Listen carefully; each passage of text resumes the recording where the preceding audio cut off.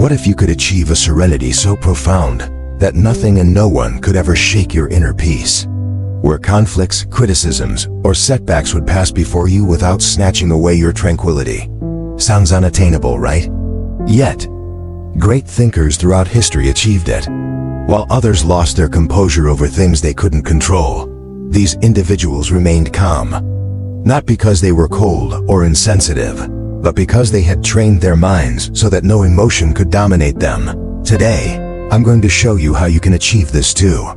If you practice these lessons, you'll stop reacting with anger or frustration and begin to live with an imperturbable inner power. Not because the world will stop challenging you, but because you will stop falling into the trap of reacting impulsively. Before we begin, scroll down to the comments and write, "Today I choose to maintain my calm. I am the master of my emotions." That will be your first act of self-mastery. Write it now and make it real. Don't you dare skip a single one of these lessons, especially the last one, because it holds the most powerful secret of all. But before we start, if you find value in these videos, I encourage you to subscribe and activate notifications to stay updated on the latest content. Let's begin. Lesson 1. Learn to detect the first sign of tension. Learn to detect the first sign of tension, that almost imperceptible moment when something inside you begins to shift. Perhaps it's a slight clenching of your jaw, a small knot in your stomach, a change in your breathing pattern. Sometimes it's a quick, fleeting thought that doesn't seem important, but if left unaddressed, it turns into an emotional wildfire. Calmness isn't lost all at once. It erodes little by little, second by second. Only those who develop a keen sensitivity to themselves can prevent a spark from turning into an explosion. The wise masters of antiquity knew that self-mastery doesn't begin when we are already agitated, but much earlier, in that first whisper from the body that warns something isn't right. That's why learning to identify the onset of tension is one of the greatest acts of emotional intelligence. The body always speaks. The problem is that most of us don't listen. Your heart rate accelerates, your breathing becomes shallow, your shoulders tense up, and still, we continue to act as if everything is fine. Until it clearly Recognizing the early signs of tension is not an innate ability. It's a conscious training. It means pausing when you feel something changing inside you.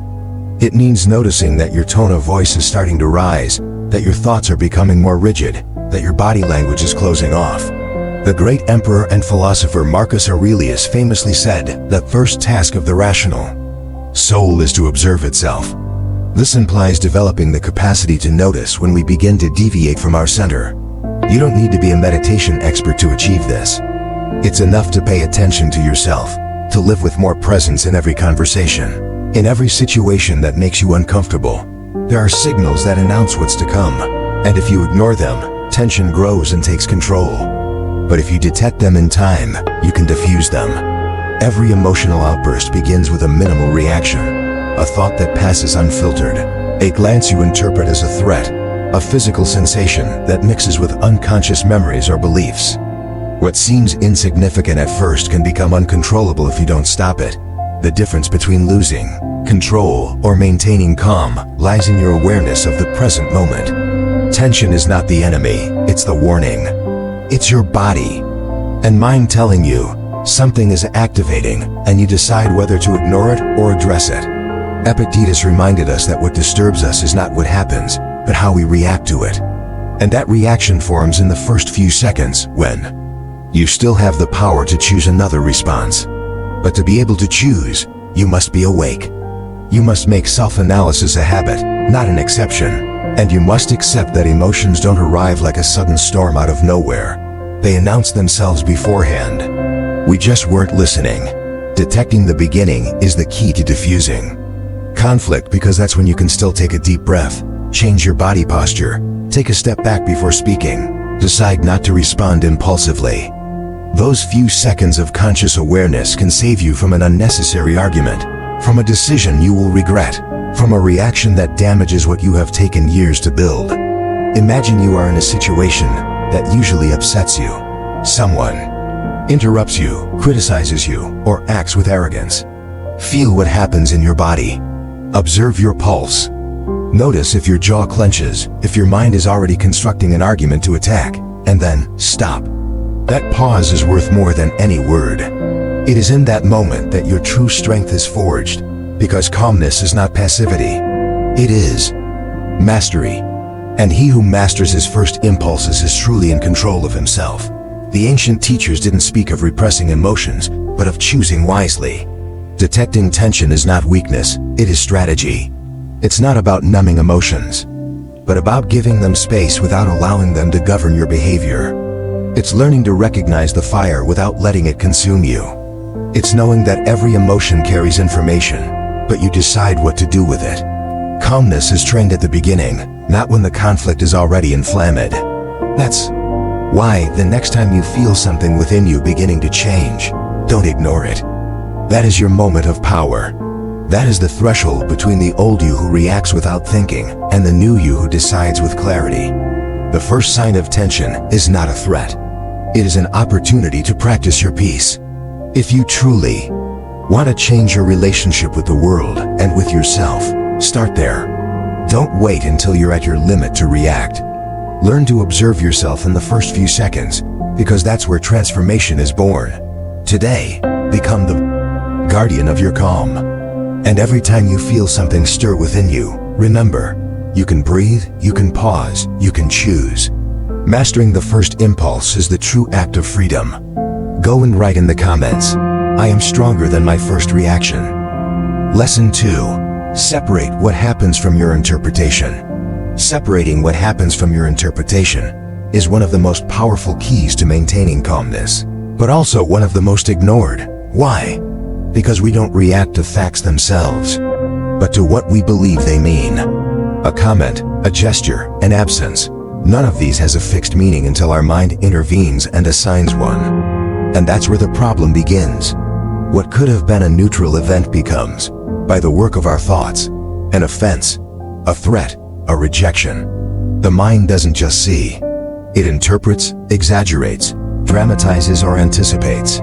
And many times, without realizing it, we are arguing with a story we've invented ourselves. The great emperor and philosopher Marcus Aurelius once said, "If anything external distresses you, it is not the thing itself that troubles you, but your judgment about it. And this you have the power to change at any moment." Calmness is not born from controlling the world, but from learning to observe it without distortion. Imagine someone doesn't reply to your message. The fact is simple. There's an absence of a response. But the mind immediately starts working. They're ignoring me. They're upset with me. I don't matter to them anymore. None of these interpretations are facts, yet all of them have the power to alter your emotional state if you believe them to be true. This is the origin of suffering, not what happens, but what you believe happens. Epictetus stated it clearly. It is not things that disturb us, but our opinions about them. When you learn to see without adding judgment, you discover that most of your reactions are unnecessary. Not because you don't feel emotions, but because you recognize that your mind is fabricating a story that doesn't serve you to believe. That distance between what happens and what you interpret is the space where your freedom is born. That's where you can choose between impulse and clarity.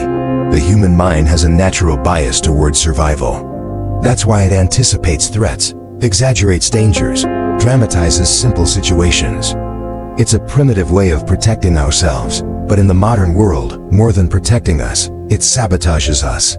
A serious look from someone can be interpreted as disapproval.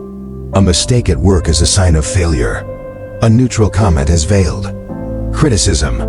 And so we keep reacting not to what is, but to what we imagine. This distortion robs us of peace because we live trapped in a mental theater that constantly projects scenarios where we are victims, rejected, or attacked. But if you pause for a moment, if you manage to tell yourself, this is just an interpretation, not a truth, you give yourself the opportunity to breathe, to see more clearly. And that clarity is what dissolves the chaos. Calmness is achieved when you learn to observe without labeling, when you stop adding unnecessary meaning to things. Not everything is personal. Not everything is charged with intention. Sometimes things simply happen.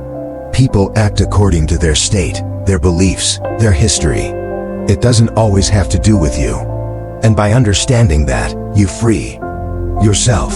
You can watch someone act rudely and not feel attacked. You can accept a mistake without sinking into guilt.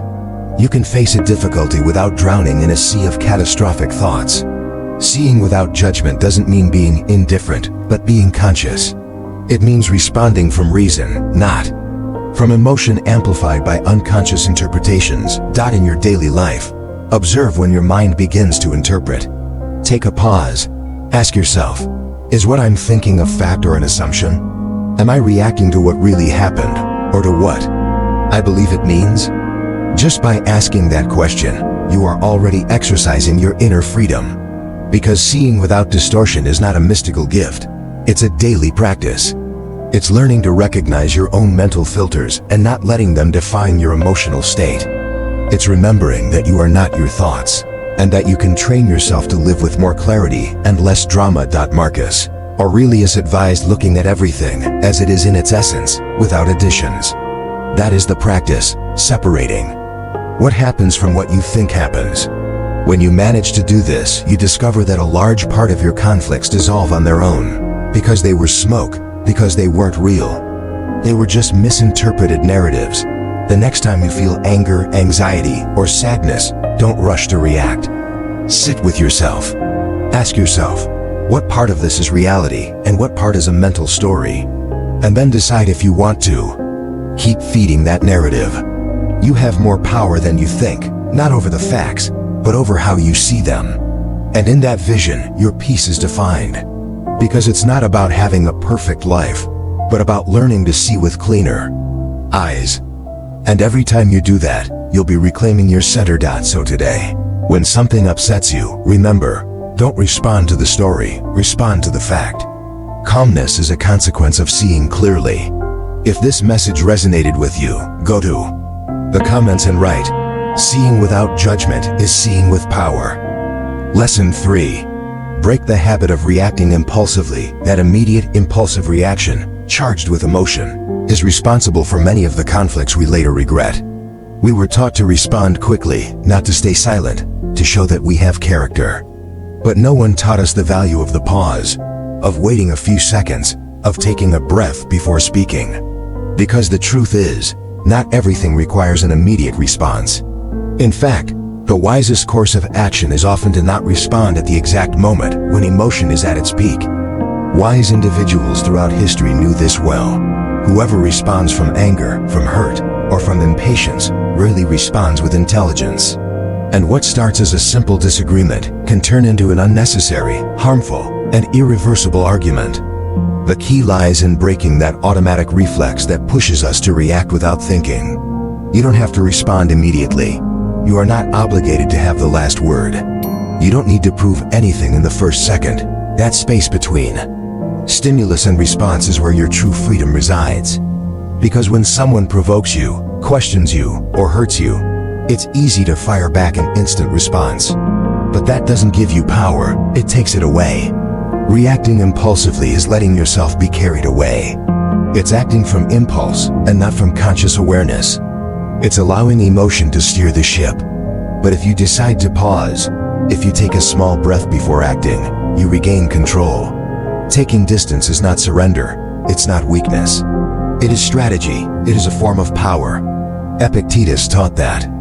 No one can harm you unless you give them permission, and that permission is given when you act without thinking. When you respond from fire instead of from clarity. Delay your reaction by just 10 seconds, and you will notice the difference. Only 10 seconds seems like little, but it's enough to change everything. In that brief lapse, you can observe how your body reacts, how your breathing accelerates, how your thoughts tense up.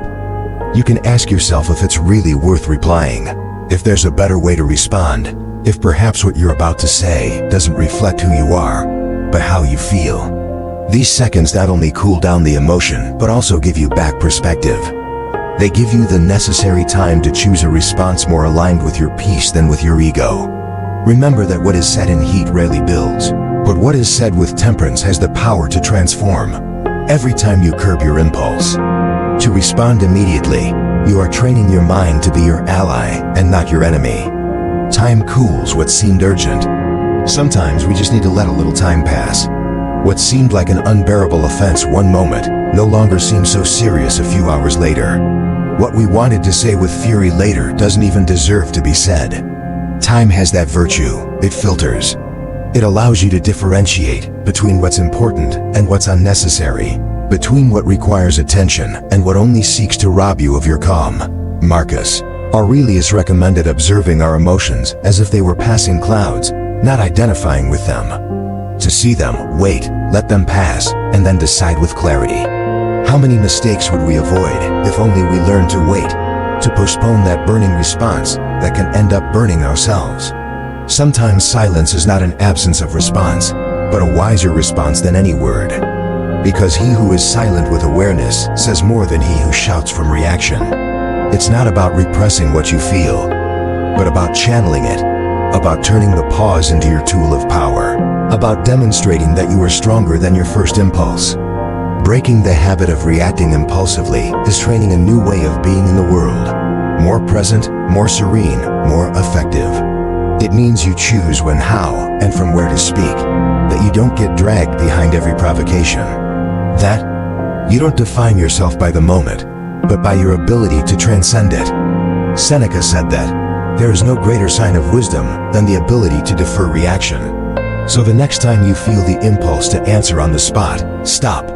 Count to 10, breathe, and choose if it's worth it, because your energy is valuable, and your peace is even more so. Today, become the master of your response. And every time you break that impulse to react, you will be reminding yourself who is in charge. So if this message has made you think, right now, he who responds with a pause responds with power. Lesson 4. Train your breath to be your anchor. It's not just a technique to relax, it's a tool for self-mastery. Because calmness is not just a thought, it's a physiology. And if you don't learn to calm your body, your mind will remain a hostage to chaos. We've been taught to try to calm ourselves by thinking differently, to mentally convince ourselves that everything is fine. But rarely are we reminded that serenity begins much lower, in the lungs, in the rhythm with which you breathe, in the way you oxygenate your body. When you breathe fast and shallow, your system interprets that there is danger. It activates the alert, accelerates the heart, blocks reason. But when you inhale deeply and exhale slowly, the message is different. Everything is under control. In that simple, almost invisible act, your power begins. Because breathing not only keeps you alive, it can keep you calm. Inhale deeply, exhale slowly, and return to the present. It sounds easy, but most of us don't do it.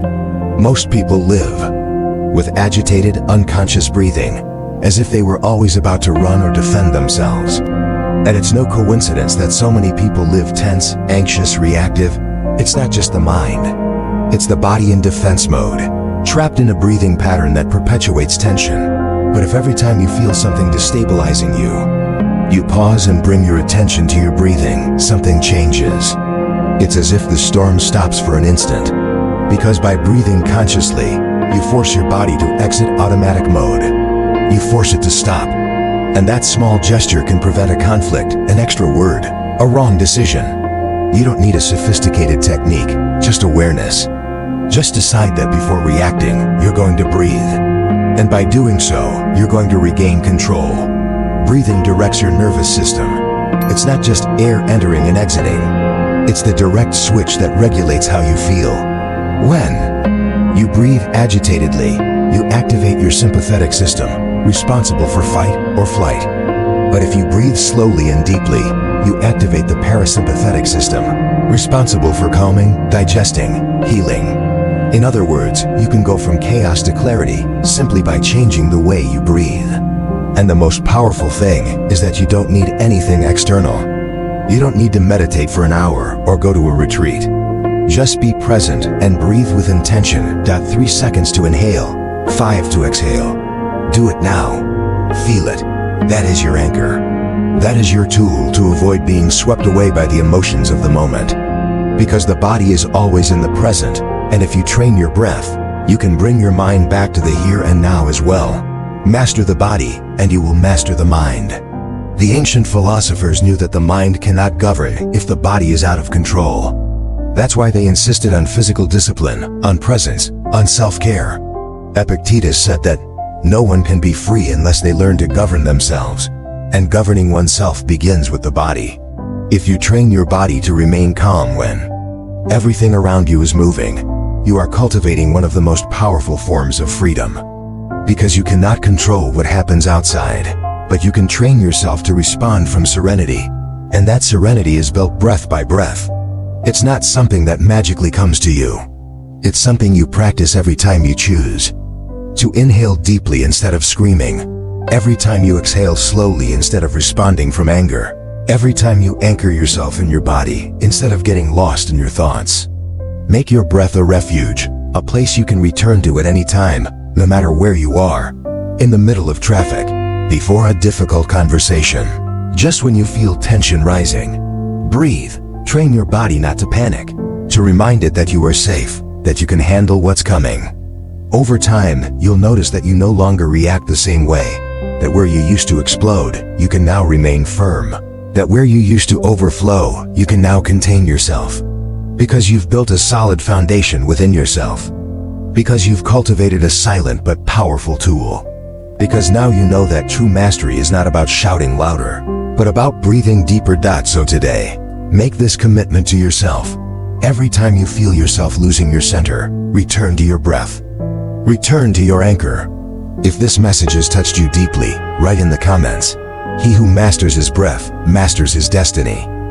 Lesson 5. Remember, it's not personal, even if it seems so. Remember, it's not personal, even if it seems so. Sometimes words hurt. Sometimes the tone, the indifference, the criticism, or the disdain of others feels like a direct aggression. We feel it as an attack on our identity, our worth, our dignity. But that perception, however intense, is almost never true. What others do says more about their world than about yours. Their actions, their tone, their gestures are shaped by their own wounds, their frustrations, their insecurities.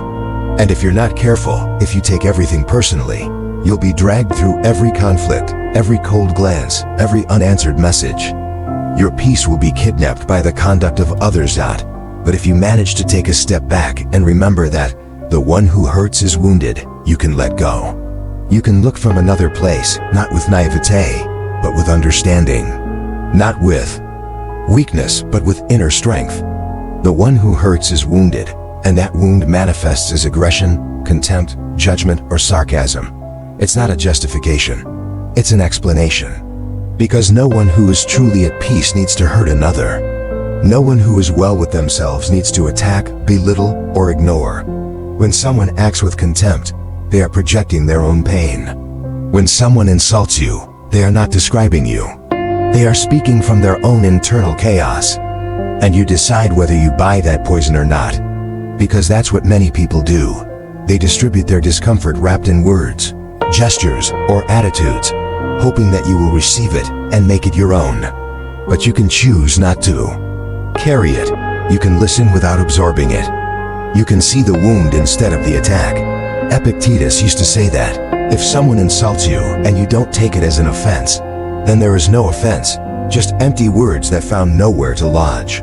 Do not buy the poison they offer you. Because if you do, you poison yourself.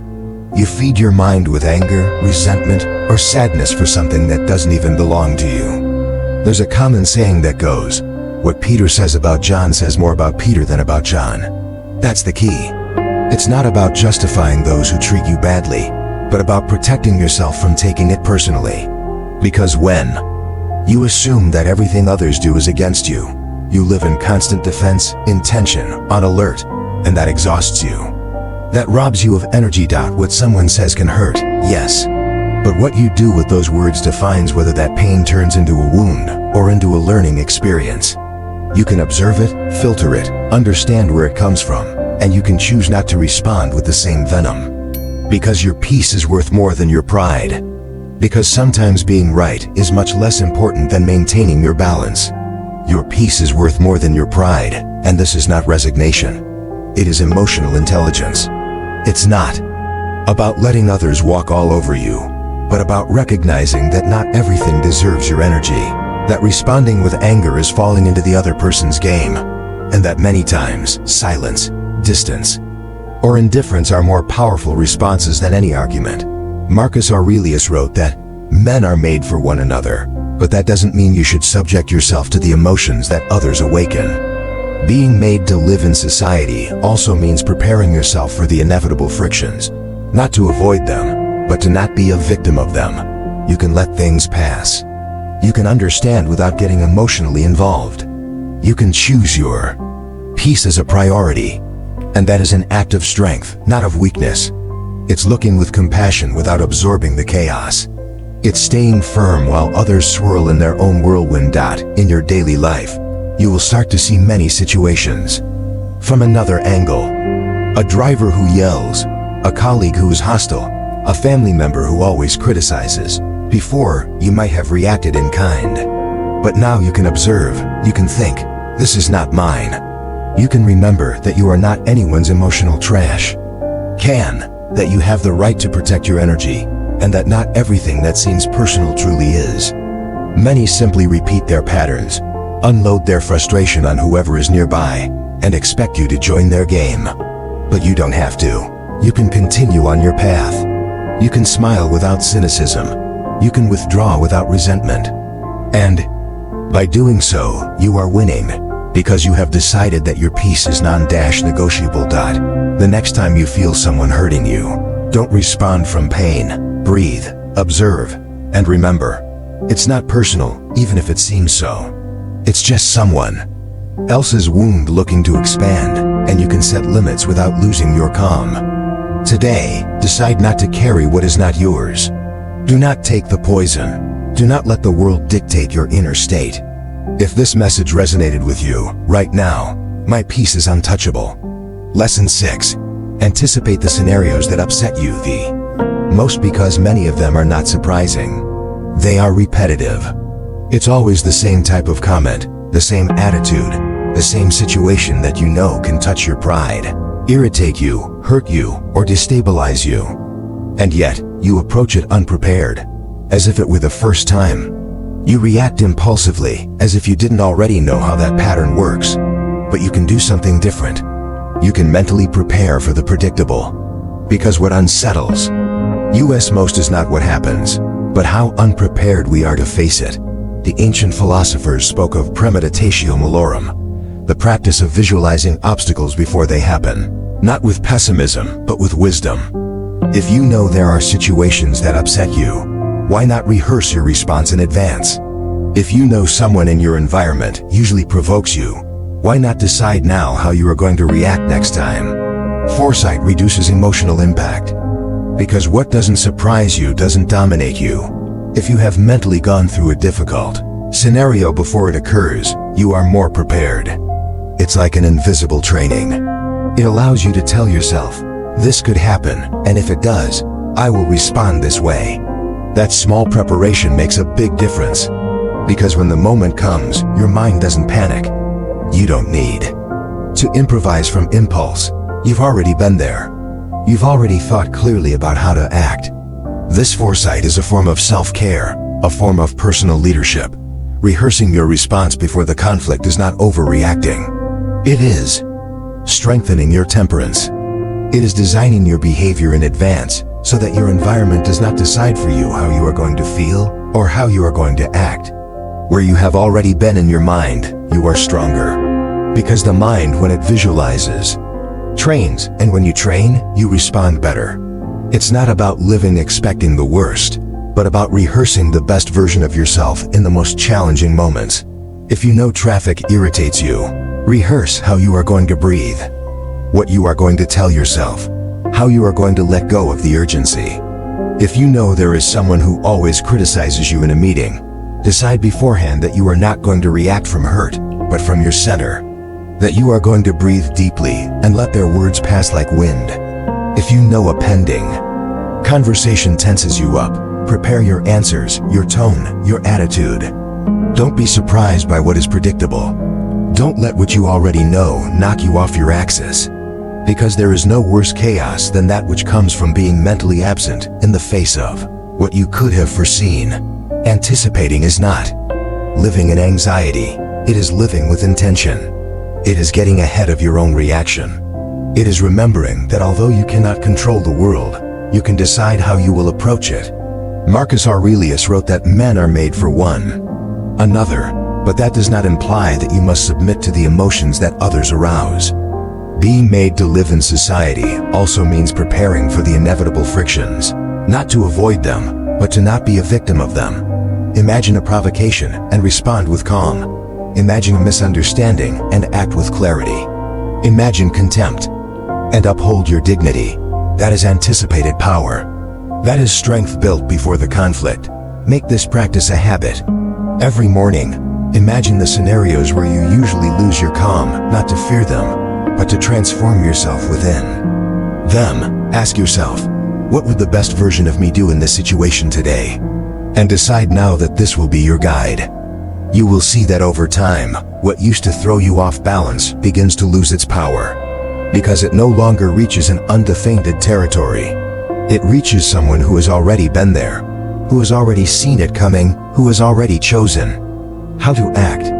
And that simple change changes everything. So, don't leave your responses to chance. Don't improvise your temperance. Practice today in your mind the reaction you want to have tomorrow. Rehearse your piece as if it were a muscle. Train your response like a warrior trains before battle.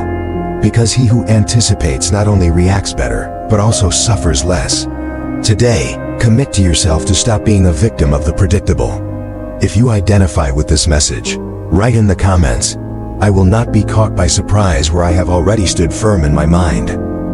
Lesson 7. Choose your battles wisely. Choose your battles wisely. Because not everything deserves your energy, even if it seems urgent. We live in a world where every disagreement turns into conflict, where every comment transforms into a reason for defense, and where it seems that yielding or remaining silent is synonymous with weakness. But this is not so. True strength lies not in reacting to everything, but in knowing when not to. The impulse to retort, to correct, to prove you're right is strong, but every time you give in to that impulse, you pay a price, your peace.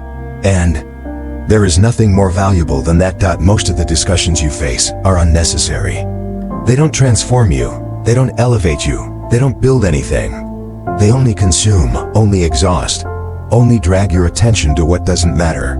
That's why learning to choose your battles is not giving up. It's protecting yourself. You gain more by staying silent than by responding.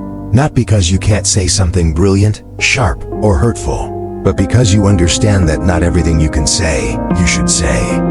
There are victories that wear you down more than they contribute, and there are silences that say more about you than any argument. When you choose not to respond, you are not accepting defeat. You are demonstrating that you don't need to prove anything, that you know who you are, that your energy is limited and deserves to be invested in what truly matters. Seneca famously said that, "It is wiser to ignore a fool than to argue with him, because even if you win the argument, you've wasted your time. You've entered their territory, their game, and that's enough to pull you away from your center." Learning to remain silent is not repression. It is emotional mastery. It's knowing that silence can also be a form of response, and often the most intelligent one. Choose to be free rather than to be right. Because being right is a need of the ego, but freedom is a need of the soul. And many times, for wanting to be right, we lose our tranquility. We want to prove our point, correct the other person, make it clear that we are not mistaken. But is it worth it? What do you really gain? Perhaps a moment of satisfaction, but in exchange for hours of tension. Circular thoughts, unnecessary emotions. When you choose your freedom over pride, you are choosing your well-being over noise. You are saying, "I can let this go. I don't need to take it any further." Marcus Aurelius practiced this daily. He let go of what didn't touch his soul, what didn't add value. And that's what you should start training. It's not about being indifferent, but about being selective. Not everything deserves a reaction, because not everything has the same weight in your life. Every reaction either brings you closer to your peace or takes you further away from it. And if you start observing your days with honesty, you'll see that many times it wasn't the world that upset you, but your decision to engage in unnecessary wars. You responded to a message with anger. You took a comment personally. You wanted to correct someone who didn't want to listen, and there went your calm. There you surrendered your power, but you can do something different. You can pause before replying. You can ask yourself, does this really matter? Does this define something essential in my life? Does this deserve my energy? And often the answer will be no. Then you choose not to engage, not out of cowardice, but out of maturity, out of the understanding that your energy is not infinite. And every time you react to the irrelevant, you cease to have resources for what truly matters. Start observing which battles are really worth your attention. Does this discussion bring you closer to your best self? Does this reaction take you away from your purpose? Does this conversation build or merely release tension? Because if it doesn't bring clarity, if it doesn't transform, if it doesn't heal, perhaps the wisest thing is to withdraw. Not responding is also responding. Not getting entangled is also setting your standard. And when you make this attitude a habit, something changes. People start to see you differently. You yourself begin to feel different, more serene, more in control of yourself, freer. Because you have stopped fighting where nothing is gained, and you have started to protect what is most valuable, your inner peace. So today, decide firmly, I will not react impulsively. I will not engage in battles that do not build me. I will choose my peace over my pride, because my energy is sacred, and not everything deserves a piece of it. If something within you awakened with these words, write in the comments, he who chooses his battles chooses his freedom. Lesson 8. Use silence as your strategy in a world that reacts, shouts, justifies, and counterattacks. Silence becomes a form of control. Not everything needs an answer. Not every provocation deserves an echo. And not everything you're told requires defense. Sometimes, the greatest act of intelligence is not to respond, because silence is a response, and often the strongest one. It speaks of restraint. It speaks of composure. It speaks of someone who doesn't need to prove anything. Instead of fueling the fire, you leave it without oxygen. Instead of letting yourself be dragged, you remain firm. And that disorients because silence disarms. It disarms the one who expected a reaction, the one who sought your anger, the one who wanted you to lose yourself. Not feeding the fire puts it out. Arguments escalate when someone decides to play along. But if one doesn't enter the game stops. There's no fight without two participants, and you can choose not to participate. Not from empty indifference, but from the clarity of knowing what your energy is worth. Ask yourself, is it worth it? Will I change anything with my answer, or am I just reacting impulsively? Silence can be more powerful than any argument. It's not that you can't say something. It's that you choose not to say it. Because you know that your peace comes first. Because you know that sometimes the one who shouts loses control, but the one who is silent keeps it. Not everything needs to be explained. Not everything needs to be clarified. Those who know you don't need it. Those who don't want to understand won't either, so why speak? Leaving a provocation without an echo disarms, because the one who provokes needs noise. They need you to respond, to enter their territory, to lose your balance. But if you remain silent, they find themselves alone with their own noise, and that destabilizes them more than any shout. Silence is not submission, it is mastery. It's knowing that you can respond, but you choose not to. It's showing that you are above the need to defend yourself all the time. Epictetus taught that what you don't feed weakens. If someone attacks you and you respond, you reinforce the conflict. But if you don't respond, you stop it dead in its tracks. And not because you lack character, but because you have cultivated it. Because you are no longer available for battles that don't build. Because you understand that provocation only has power if you validate it. And by not responding, you take away its power. He who masters silence masters conflict. Because silence is a pause, and in the pause there is reflection. In the pause there is clearer vision. In the pause there is contained strength. The wise individuals of ancient times practiced that pause. They knew that the first impulse is not the wisest, that reacting immediately is falling into the other's trap, but that silence allows you to choose with more intelligence. If you speak, let it be from serenity, not from loss of control. If you respond, let it be from truth, not from the need to be right. Silence is not an absence. It is a powerful presence. A presence that says, I am here. I see what is happening, but I will not lose myself in it. It is a declaration of freedom. Because when you choose silence, you are saying that nothing external has the power to steal your center. You can use it in every situation, in unfounded criticism, in an escalating argument, in a provocation disguised as irony. Breathe, observe, and choose to be silent. Not out of fear, but out of mastery. Not out of weakness, but out of wisdom. Because silence not only protects your peace, it strengthens it. Over time, you'll notice that you don't need as many words to hold your ground, that you can be present without explaining anything, that your strength lies in what you choose not to say, and that transforms you. It makes you more conscious, more serene, more immune to external chaos. Remember that you won't win all battles with arguments. Some are won with the elegance of silence. So today, make silence your shield. Use it with intention. Use it to protect your energy, to observe better, to respond only when it's truly worthwhile. Because he who masters silence not only avoids conflicts, but also rises above them. If something within you vibrates with this truth, write in the comments, "He who knows how to be silent holds true power." Lesson 9. Redefine your concept of strength. Because what we were taught as strength is often just a mask of insecurity. Shouting is not power, it's a loss of control. Imposing through fear is not respect, it's empty intimidation. Reacting with violence or aggression doesn't demonstrate greatness, but a lack of inner mastery. For years, strength has been confused with noise, with immediate impact, with a quick and forceful response. But if you analyze it calmly, you'll see that whoever truly possesses power doesn't need to raise their voice. They don't need to explode. They don't need to prove anything. True strength is serenity under pressure. It's that calm gesture in the midst of chaos, that serene gaze when others are agitated, that firm posture that needs no words. The one who masters themselves in the most difficult moment is stronger than the one who dominates others. Being calm is not being weak, it is being the master of oneself. Because anyone can shout when something bothers them. Anyone can respond with anger.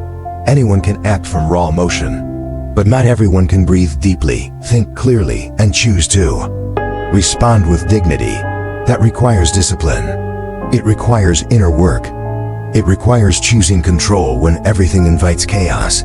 Marcus Aurelius said that it's not about avoiding life's blows, but about being able to receive them without losing your nature. That is true power. Calmness is not passivity. It is not resignation. It is presence. It is firmness without rigidity. It is an authority that does not need to raise its voice to be heard. When someone reacts with aggression, their soul is at war.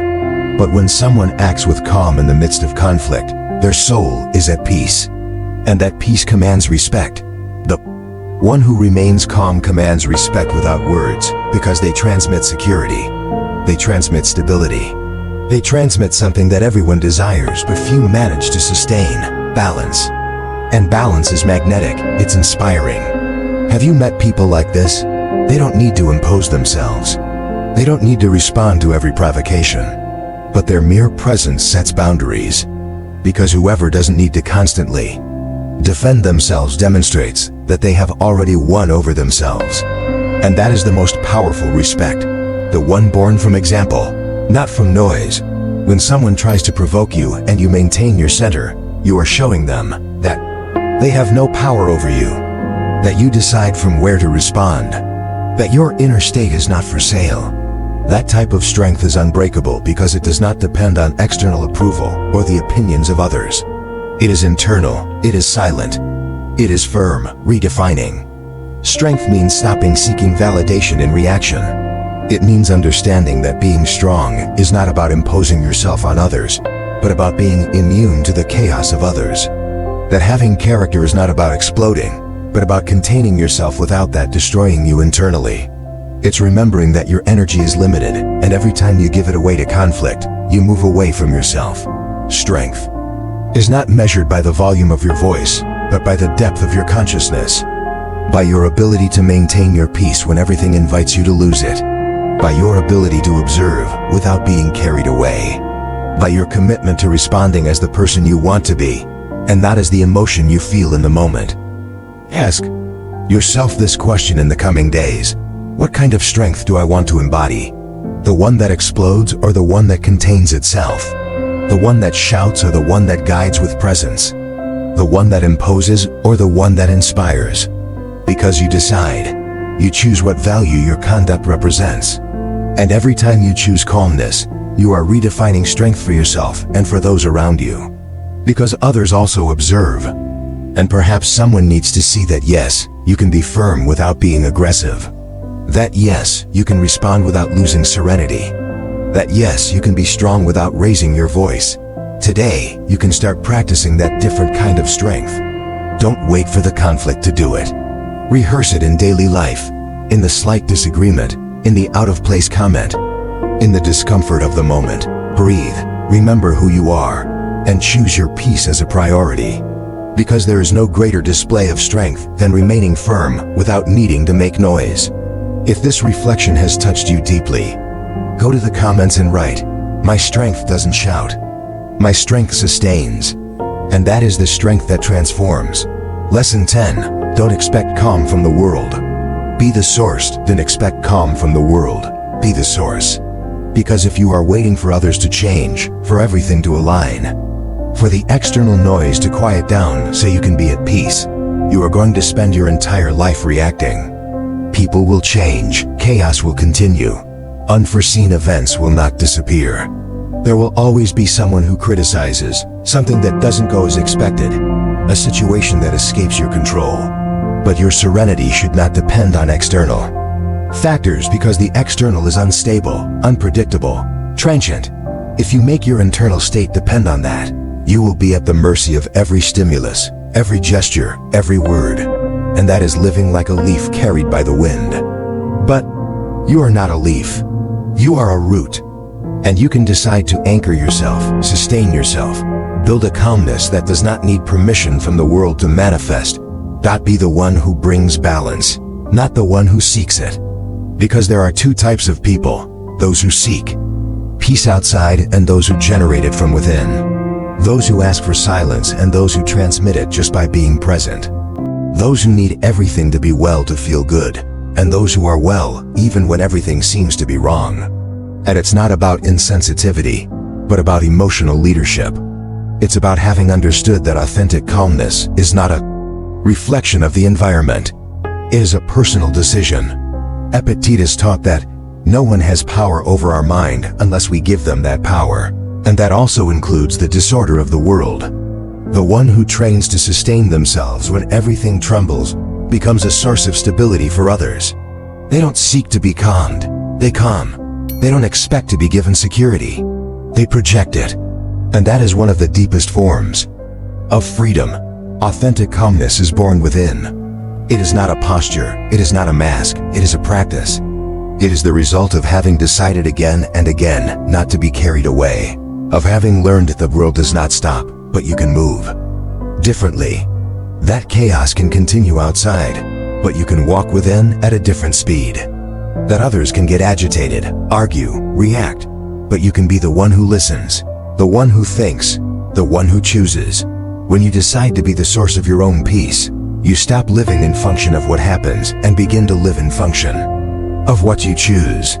You can be in the midst of noise and remain centered. You can have a bad day and still be grateful. You can face a provocation and remain silent. Because you have stopped looking for calm like someone looking for water in the desert. Now, you carry it with you. This peace is not born from perfection. It is born from practice. From every time you choose not to react, from every time you breathe before responding, from every time you transform impulse into reflection. Don't expect life to give you the ideal scenario to be calm. It won't arrive. But you can train yourself so that no matter what happens, you are the one who sets the tone, who holds the space, who responds as the person you want to be, not as the emotion of the moment. Marcus Aurelius said it clearly. He who controls himself is already protected from the world. Because when you no longer need the world to change, you change. And when you change, the external no longer has the same power. Start practicing it today. Don't wait for the great conflict. Do it in your daily life, in that small impatience, in that moment of discomfort, in that ill-spoken word. Breathe, stop, and choose. Remember that being the source of calm doesn't mean you don't feel. It means you don't surrender your peace for every stimulus. It means you understand your worth, that you know that within you, there's a serene place that no one can touch without your permission. And from that place, you can observe. You can act. You can live. Not as someone who reacts to everything, but as someone who leads their own inner state. Today, stop looking outside for what you can only build within. Don't wait for the world to calm down. Do it yourself. Be the one who brings serenity to the places where it's lacking. Be the one who transforms the environment with their mere presence. Because whoever finds their peace within themselves is never lost.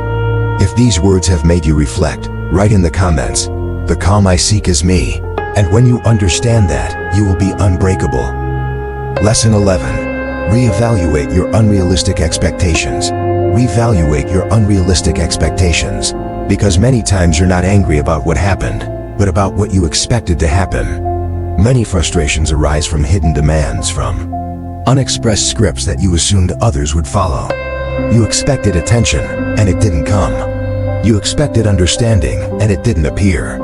You expected gratitude, respect, recognition, and you encountered indifference or disinterest. Then, disappointment disguises itself as anger.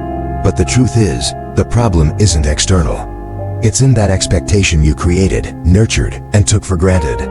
When reality doesn't align with that image you built, you get frustrated, but not because of what happened, but because of what you believed should have happened. And that's where the conflict begins, between what is and what you thought should be. In that space lives most emotional suffering. Did you expect something that didn't materialize? Perhaps that someone would react in a certain way, that they would treat you with a certain delicacy, that they would understand your gesture, that they would reciprocate your effort. But it wasn't like that. And by not seeing your expectation fulfilled, you reacted, not because it was objectively unfair, but because your mind had projected a result and couldn't accept the difference. The wise teachers of ancient times understood this with clarity. Suffering doesn't arise from facts, but from our resistance to facts. Epictetus put it bluntly, it's not events that harm us, but our opinions about them. And a large part of our unexamined expectations live within those opinions. The idea that people should act in a certain way, that life should be fairer, that every effort deserves a reward. But life doesn't follow our rules, and if you insist on demanding that it does, you will live in constant emotional tension. Accept more, demand less. That is a simple and profound formula for living with more peace.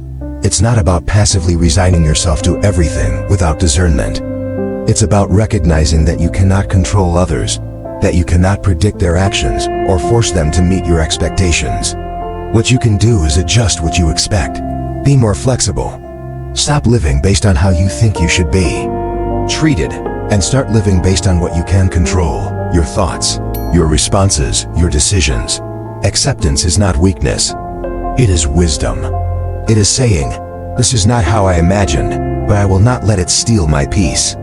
Because ultimately, every frustrated expectation is an opportunity to practice inner freedom, to let go, to not cling to what doesn't depend on you, to flow with what comes without demanding that it resembles your ideal.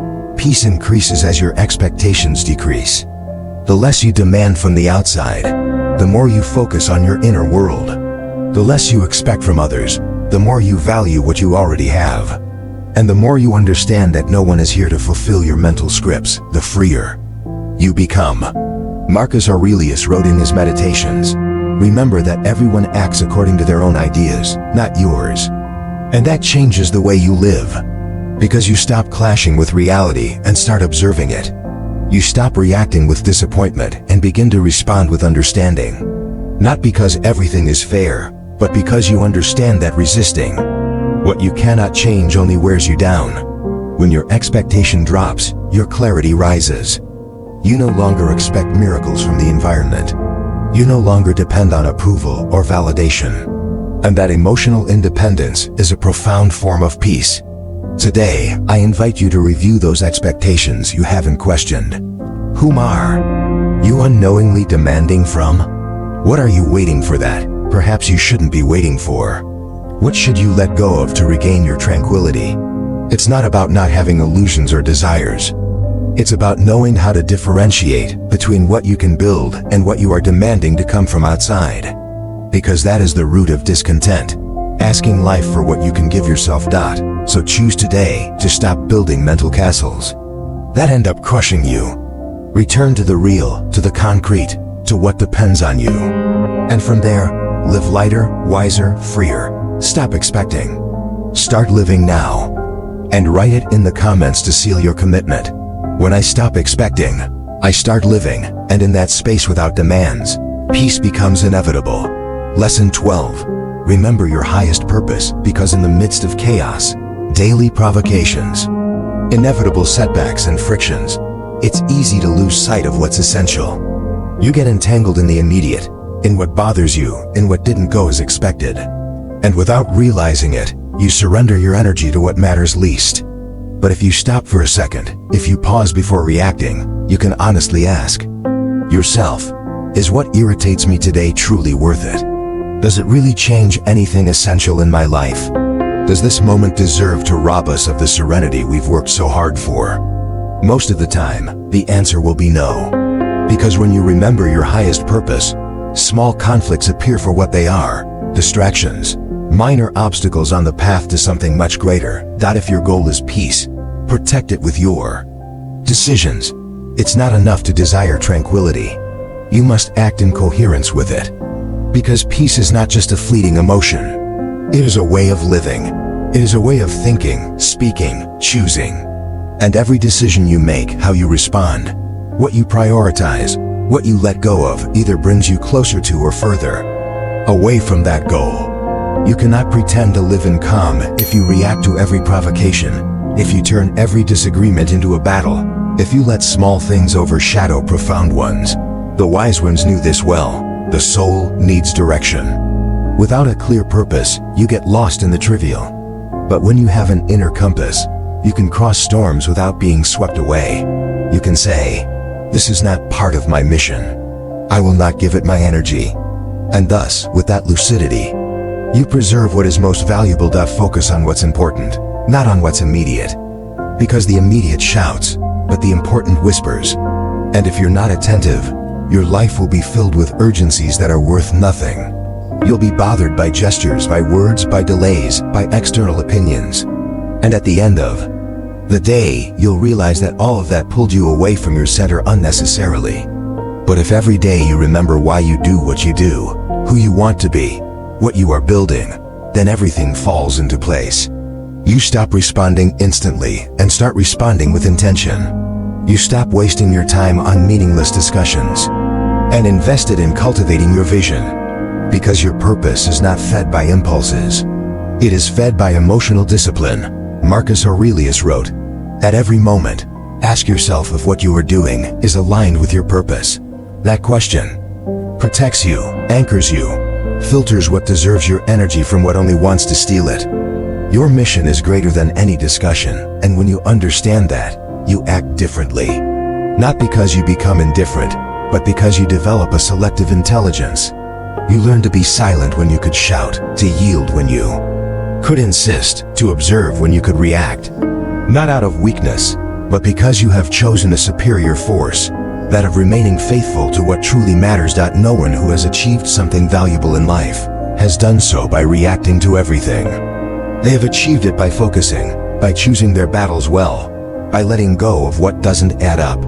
And you can do the same. You can decide every day not to get lost in the superficial. You can say, this does not define who I am. This does not deserve my response. This does not deserve my peace to be disturbed. And by doing so, you are not running away. You are governing your path. Make it a daily practice. Every time something irritates you, before reacting, ask yourself, does this contribute to my purpose? Does this bring me closer to my best version or take me away? Am I acting from ego or from vision? Because your calm is not a luxury. It is a strategy. And protecting it is part of your mission. You are not here to respond to everything, but to build something meaningful. So today, and every day, remember your highest purpose. If this reflection inspires you to act with more purpose, write in the comments, "I didn't come to argue. I came to build." And every time the world pushes you to react, you choose to move forward, because your energy has a destiny, and every unnecessary detour only delays what you are called to do. Stay focused, act with vision, and let nothing external make you forget what you truly came to do. Lesson 11. Reevaluate your unrealistic expectations. Reevaluate your unrealistic expectations, because many times you're not angry about what happened, but about what you expected to happen. Many frustrations arise from hidden demands, from unexpressed scripts that you assumed others would follow. You expected attention, and it didn't come. You expected understanding, and it didn't appear. You expected gratitude, respect, recognition, and you encountered indifference or disinterest. Then, disappointment disguises itself as anger. But the truth is, the problem isn't external. It's in that expectation you created, nurtured, and took for granted. When reality doesn't align with that image you built, you get frustrated, but not because of what happened, but because of what you believed should have happened. And that's where the conflict begins, between what is and what you thought should be. In that space lives most emotional suffering. Did you expect something that didn't materialize? Perhaps that someone would react in a certain way, that they would treat you with a certain delicacy, that they would understand your gesture, that they would reciprocate your effort. But it wasn't like that. And by not seeing your expectation fulfilled, you reacted, not because it was objectively unfair, but because your mind had projected a result and couldn't accept the difference. The wise teachers of ancient times understood this with clarity. Suffering doesn't arise from facts, but from our resistance to facts. Epictetus put it bluntly, it's not events that harm us, but our opinions about them. And a large part of our unexamined expectations live within those opinions. The idea that people should act in a certain way, that life should be fairer, that every effort deserves a reward. But life doesn't follow our rules, and if you insist on demanding that it does, you will live in constant emotional tension. Accept more, demand less. That is a simple and profound formula for living with more peace. It's not about passively resigning yourself to everything without discernment. It's about recognizing that you cannot control others, that you cannot predict their actions or force them to meet your expectations. What you can do is adjust what you expect. Be more flexible. Stop living based on how you think you should be treated, and start living based on what you can control, your thoughts, your responses, your decisions. Acceptance is not weakness. It is wisdom. It is saying, this is not how I imagined, but I will not let it steal my peace. Because ultimately, every frustrated expectation is an opportunity to practice inner freedom, to let go, to not cling to what doesn't depend on you, to flow with what comes without demanding that it resembles your ideal. Peace increases as your expectations decrease. The less you demand from the outside, the more you focus on your inner world. The less you expect from others, the more you value what you already have. And the more you understand that no one is here to fulfill your mental scripts, the freer you become. Marcus Aurelius wrote in his Meditations, remember that everyone acts according to their own ideas, not yours. And that changes the way you live, because you stop clashing with reality and start observing it. You stop reacting with disappointment and begin to respond with understanding. Not because everything is fair, but because you understand that resisting what you cannot change only wears you down. When your expectation drops, your clarity rises. You no longer expect miracles from the environment. You no longer depend on approval or validation. And that emotional independence is a profound form of peace. Today, I invite you to review those expectations you haven't questioned.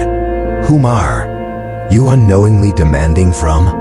What are you waiting for that perhaps you shouldn't be waiting for? What should you let go of to regain your tranquility? It's not about not having illusions or desires.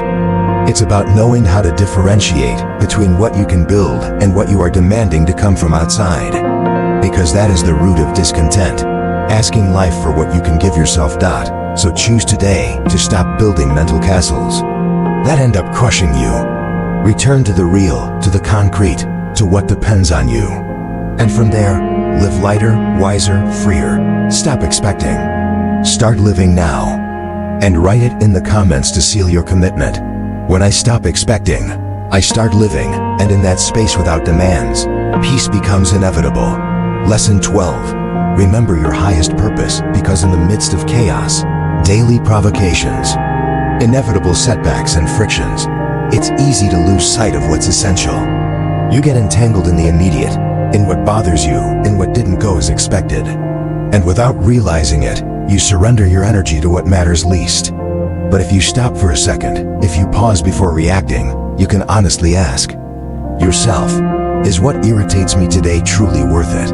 Does it really change anything essential in my life? Does this moment deserve to rob us of the serenity we've worked so hard for? Most of the time, the answer will be no. Because when you remember your highest purpose, small conflicts appear for what they are, distractions, minor obstacles on the path to something much greater. That if your goal is peace, protect it with your decisions. It's not enough to desire tranquility. You must act in coherence with it. Because peace is not just a fleeting emotion. It is a way of living. It is a way of thinking, speaking, choosing. And every decision you make, how you respond, what you prioritize, what you let go of, either brings you closer to or further away from that goal. You cannot pretend to live in calm if you react to every provocation, if you turn every disagreement into a battle, if you let small things overshadow profound ones. The wise ones knew this well. The soul needs direction. Without a clear purpose, you get lost in the trivial. But when you have an inner compass, you can cross storms without being swept away. You can say, this is not part of my mission. I will not give it my energy. And thus, with that lucidity, you preserve what is most valuable. Focus on what's important, not on what's immediate. Because the immediate shouts, but the important whispers. And if you're not attentive, your life will be filled with urgencies that are worth nothing. You'll be bothered by gestures, by words, by delays, by external opinions. And at the end of the day, you'll realize that all of that pulled you away from your center unnecessarily. But if every day you remember why you do what you do, who you want to be, what you are building, then everything falls into place. You stop responding instantly and start responding with intention. You stop wasting your time on meaningless discussions and invest it in cultivating your vision. Because your purpose is not fed by impulses. It is fed by emotional discipline. Marcus Aurelius wrote, at every moment, ask yourself if what you are doing is aligned with your purpose. That question protects you, anchors you, filters what deserves your energy from what only wants to steal it. Your mission is greater than any discussion, and when you understand that, you act differently. Not because you become indifferent, but because you develop a selective intelligence. You learn to be silent when you could shout, to yield when you could insist, to observe when you could react. Not out of weakness, but because you have chosen a superior force, that of remaining faithful to what truly matters. No one who has achieved something valuable in life has done so by reacting to everything. They have achieved it by focusing, by choosing their battles well, by letting go of what doesn't add up. And you can do the same. You can decide every day not to get lost in the superficial.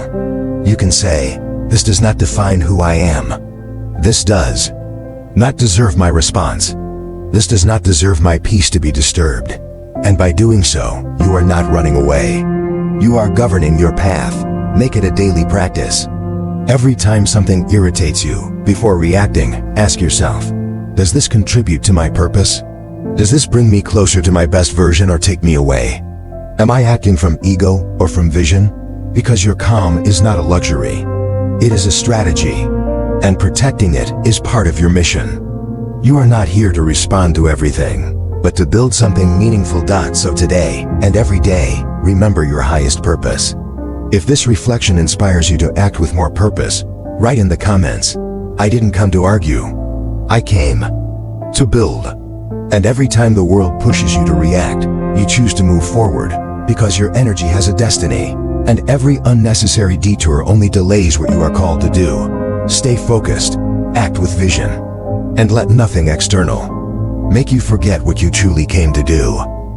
Lesson 13. Practice calmness as a lifestyle. Not a momentary resource, not as a technique you use only when everything gets complicated, but as an identity you choose to build every single day. Because true calmness is not a reaction. It is a constant presence. It's not about knowing how to breathe only when you're about to explode, but about living, breathing with conscious awareness. It's not about counting to 10 when something irritates you, but about not getting so easily irritated in the first place. Authentic serenity doesn't come from external control, but from inner mastery. And that mastery doesn't appear by chance. It's trained, it's cultivated. It becomes a way of life that defines you deeply. It doesn't matter what happens outside, because what you have developed within carries more weight, more stability, more power. It is not a technique, it is an identity. Decide to be someone who never loses control. Not because you don't feel emotions, not because things don't affect you, but because you have learned to govern yourself. Because you understand that reacting impulsively is giving away your power, that responding with anger is lowering yourself to the level of someone who lacks self-control, that letting yourself be carried away by the emotions of the moment is abandoning the version of yourself you are working so hard to become. The wisdom teaches us that what you cannot control, you must accept. And what you can control, your thoughts, your responses, your attitude, is where your true freedom resides. Becoming someone who doesn't fall apart in conflict, who doesn't overflow with anger at others' mistakes, who doesn't get drawn into games of provocation, is a profound decision. It's telling yourself, I am not just any reaction. I am the one who chooses how to act, even in the midst of the storm. Serenity is trained like a daily muscle. It's not enough to desire it. You have to practice it in the small things, in the everyday. In that moment when someone cuts you off in traffic and you decide not to yell. In that situation where someone interrupts you and you choose to listen. In that conversation where you could impose your opinion but you choose respect. Each of these moments is a training session. And over time, what initially required effort becomes natural. Your body no longer reacts the same way. Your mind no longer accelerates in the same way. Because calmness becomes your baseline state, not your exception. Just as a muscle strengthens with repetitions, serenity strengthens with decisions, again and again. And that daily practice not only transforms you, it transforms the environment around you. Your example can become a refuge for others, because calmness is contagious, it's perceived, it's appreciated. In a world full of shouts, urgencies, quick offenses, and even quicker responses, your tranquil presence can make all the difference. It can be that point of stability that others look to when they don't know how to act. It can be the reminder that yes, it is possible to live without exploding, without blaming, without losing yourself. Not to feel superior, but to be useful. To show that another path is possible. That you can have character without aggression. That you can have firmness without violence. That you can live intensely without losing control. Others don't need you to correct them. They need to see someone who embodies what they haven't yet achieved. And when you do it, you open the door for them without forcing it. Practicing calmness as a lifestyle means choosing your center as a priority every day. It means becoming that kind of person who inspires confidence just by their way of being. Someone who doesn't react hastily, who doesn't take anything personally, who responds with depth, not with impulse. And that kind of presence is not imposed. It is cultivated with patience, with constancy, with humility. It's not about pretending serenity, but about making it a part of who you are. About not needing to prove you're okay, because you genuinely are. About not fearing conflict, because you know how to navigate it without shipwrecking. About not needing external control, because you already have internal control. So today, make calmness your identity. Not as something you aspire to, but as something you decide to be. Live as one who is already at peace, even if everything outside is not yet. Train that silent strength every day, that strength that doesn't need to shout. Because he who is calm guides, and he who guides from serenity leaves an indelible mark. The grand finale, an epic closing for your unbreakable spirit, my friend. We have walked together through 13 profound lessons, each a stepping stone on the path to an unshakable inner peace. We began by simply noticing that first flicker of tension, like a subtle tremor before an earthquake. We learned to untangle the facts from our often distorted interpretations, recognizing that our suffering lies not in what happens, but in the stories we tell ourselves about it. We practice the art of the pause, breaking the impulsive chains that bind us to immediate, often regrettable, reactions. We embrace the power of our breath, transforming it from a mere bodily function into a powerful anchor for our minds and bodies. We bravely looked at the sting of personal offense, only to discover that most negativity is a projection of another's pain, not a reflection of our worth. We embraced foresight, preparing for predictable storms so they no longer caught us off guard, turning potential chaos into opportunities for grace. We understood the strategic wisdom of choosing our battles, realizing that our peace is far more valuable than winning every argument. We mastered the profound language of silence, disarming provocations and reclaiming our inner authority. We dared to redefine strength, trading aggressive showmanship for the quiet, enduring power of self-mastery. We stopped waiting for the world to offer us calm and bravely became the source of it ourselves, knowing that true serenity flows from within. And finally, we dismantled the tyranny of unrealistic expectations, finding freedom in acceptance and the deep joy of living in reality. This journey has been about more than just managing anger or avoiding conflict. It has been about reclaiming your sovereignty. It's about stepping into a version of yourself that is resilient, profoundly aware, and genuinely free. It's about realizing that the external world, with all its unpredictable currents, can never truly disturb the deep, still waters of your inner being, unless you give it permission. You are not just a reactor, you are a creator. You are not a leaf in the wind. You are a mighty oak, rooted in the earth, capable of swaying with the storm without breaking. The peace you seek is not a destination, it is a way of being. It is the unwavering commitment to lead your life from a place of conscious choice, rather than impulsive reaction. So as we bring this powerful exploration to a close, understand this: the greatest power you will ever wield is the power over yourself. It is the power to choose your response, to filter external noise, to protect your inner sanctuary, and to radiate a calm that transforms not just your life, but the lives of everyone around you. This is the Stoic secret, not a philosophy for ancient times, but a living, breathing guide for the modern soul seeking an unbreakable calm in an unpredictable world. This isn't just about avoiding stress. It's about unlocking a level of performance, clarity, and genuine happiness you didn't know was possible. Imagine the energy you'll reclaim, the relationships you'll strengthen, the decisions you'll make with precision, all because you've mastered the art of remaining centered.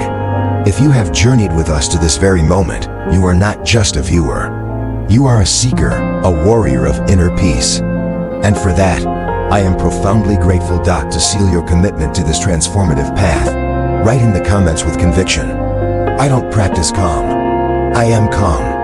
And from that certainty, the world no longer holds the power to shake your foundation. If you've made it this far, write in the comments: today, I commit to living with Stoic serenity. I invite you to subscribe, activate those notifications, and comment so YouTube recognizes that these videos are useful for people like you. This motivates us immensely to continue creating similar content in the future, diving deeper into the wisdom that can transform your life. I highly recommend checking out the 2 latest videos we've linked for you. They're the next step in your journey. Thank you sincerely for your time and unwavering support. Your dedication fuels our purpose. We are all on this path together. Let's meet again in our next adventure, empowered and serene.